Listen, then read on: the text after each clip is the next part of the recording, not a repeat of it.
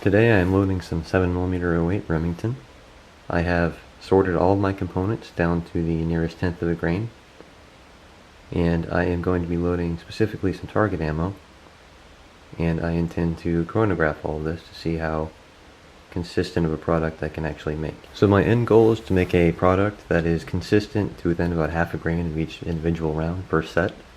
I do not have enough components to sort everything into a set of 20, for example.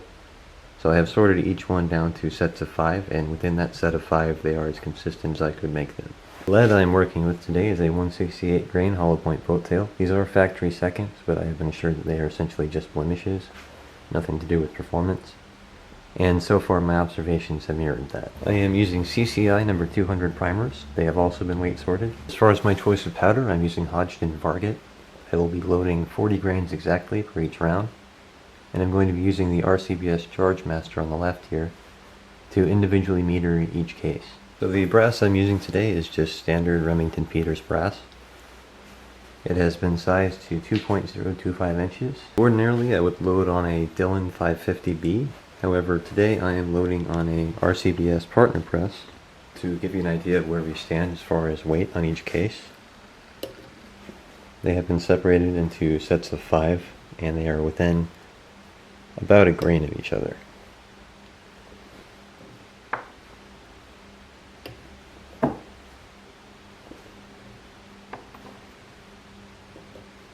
If I could get closer, I would. Unfortunately, I do not have enough brass to do any further culling than this. But I still think it represents a fairly consistent product. These have also been separated to as close as I could get them. These, I believe, are as close as I could possibly do. They should all be exactly the same.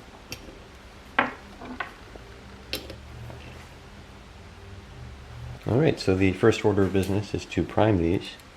I'm using the good old-fashioned slow as can be method, but it works well.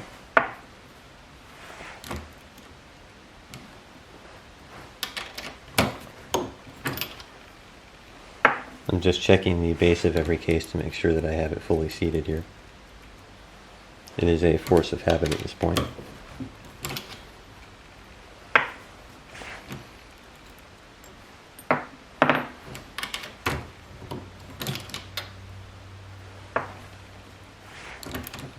Alright, let's get to it.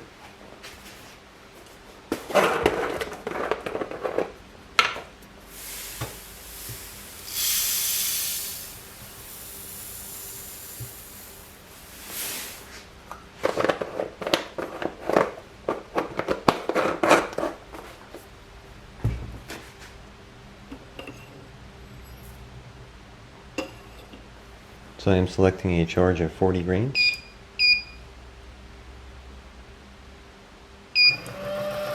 There we go. This can be an unbelievably tedious process, but I have found few that are more consistent.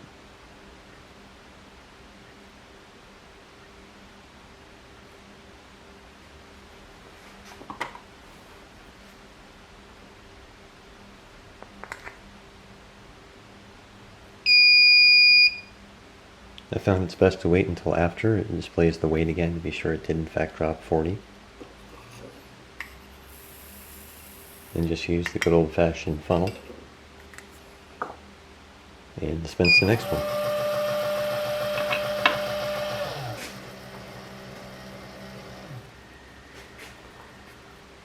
Alright, so we have our 5 charge cases here. I am adding the bullets prior to actually putting them in the press. This is not necessary, it just seems to work better for me. The overall length I have this set to is going to be 2.80 inches. And it's important to note that I am not using crimp at all. If you were making this for an autoloader, for example, it would be wise to use at least some crimp. But in a bolt action Model 7, such as mine, it is counterintuitive.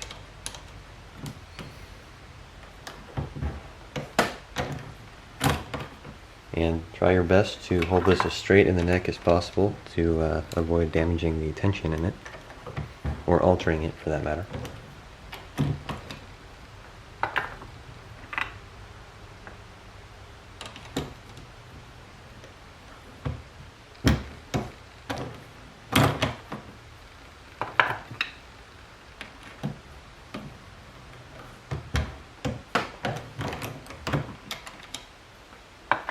Alright, first 5 complete. The goal was to have an overall length of 2.80. I'm at 2.804 here, so I may trim it down just a little bit. It's important to note that the tolerance on the dies is something like 1/1000th of an inch, somewhere around there. Possibly even more, so essentially you want to keep it lower than the max overall length if you're trying to make it a general purpose round. So this step is not necessary, however I just want to weigh my finished product to see how close I got here.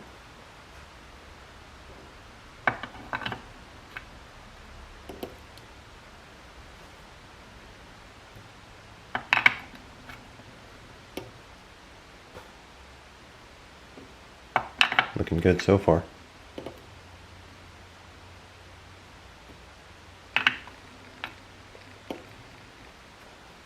So I was shooting for a tolerance of 1 grain plus or minus. I have managed to keep it within half a grain between these 5. That is the advantage overall of doing small batches versus a large batch. Just to show what kind of consistency you can get when you cull rounds like that. This is a box of factory Winchesters, just to compare the consistency here.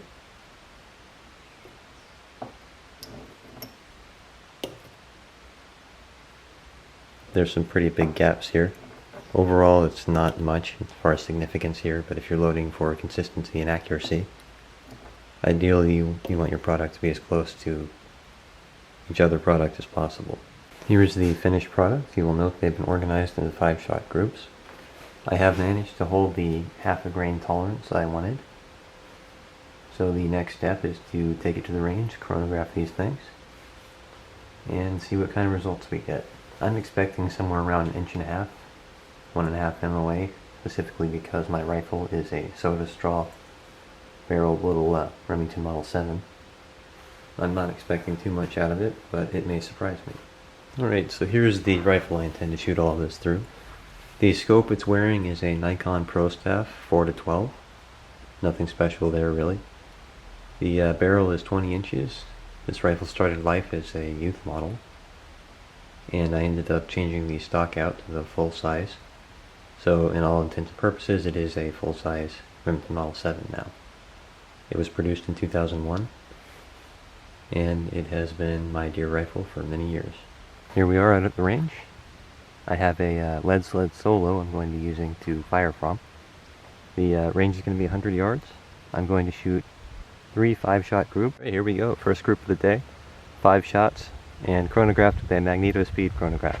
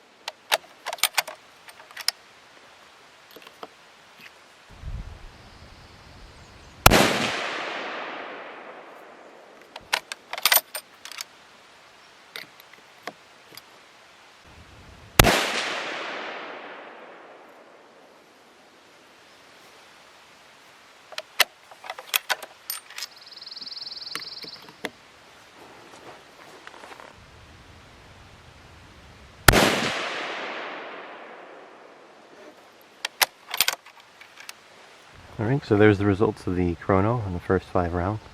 Here we go, this is testing 41 grains of varget, same load otherwise.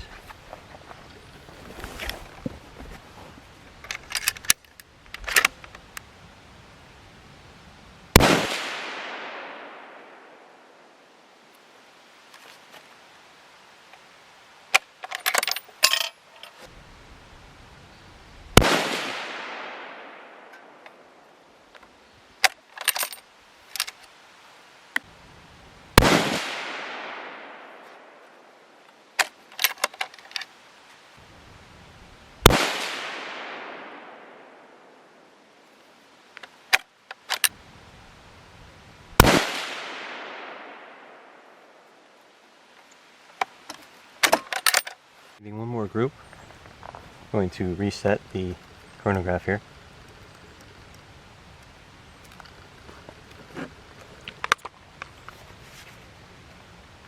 Alright, try it again.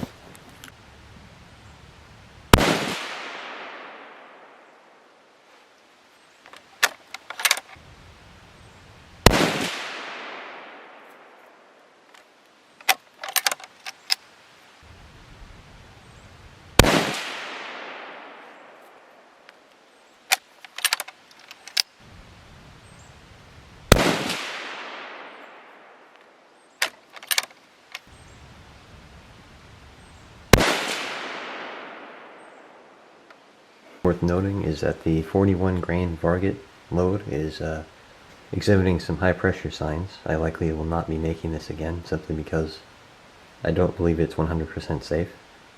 I do not see any flattened primers or anything like that, so it's not too far on the danger spectrum here. However, it is exhibiting signs, and that's enough for me to back off.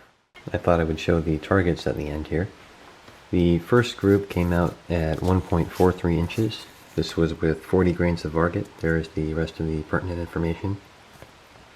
I believe the shooter in this case let the rifle down, and I think that it's capable of a far better group than this. The next one I have here is a total of 1.63 inches, only because I believe I pulled one round quite badly. The next group here came in at 1.48 inches. This is also 41 grains of varget. And yet again, I believe the first round in this group I pulled